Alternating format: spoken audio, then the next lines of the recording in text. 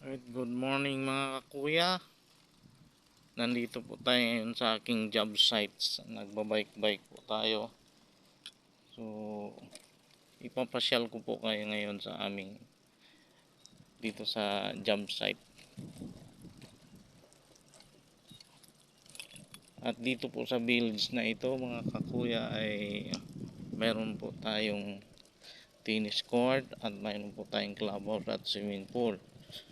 So, ipasyal ko po kayo ngayon sa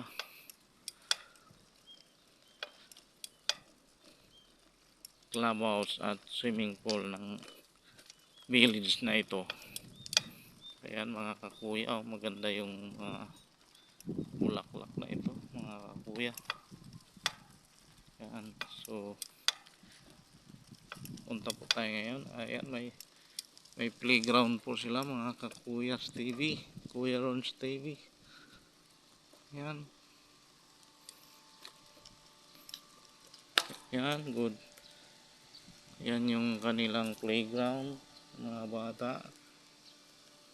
Maliit lang po kasi na village ito mga kakuya, kaya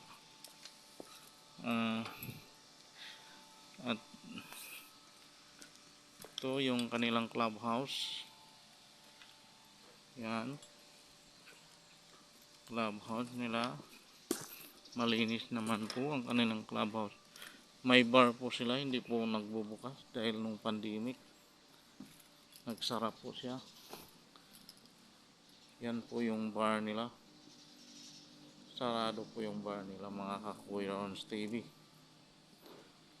So punta po tayo ngayon sa swimming pool. May swimming pool po sila dito mga kakuya.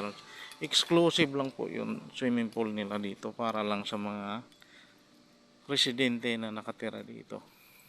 Yan po ang swimming pool nila mga kakuya Ron's TV. Napakalinaw po, masarap mag-swimming. Kay inang mag-swimming dito, mag-swimming na yata ako. Yan mga kakuya Ron's TV. Yan. At alam nyo ba na yung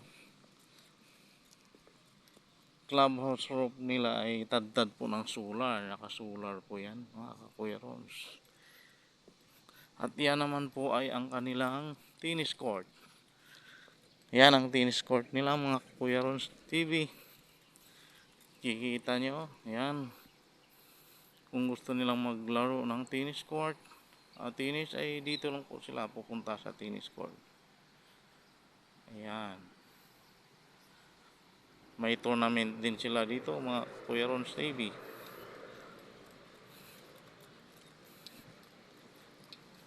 Ayan. Yan po ang facilities dito sa loob ng village na ito. Napakaganda po.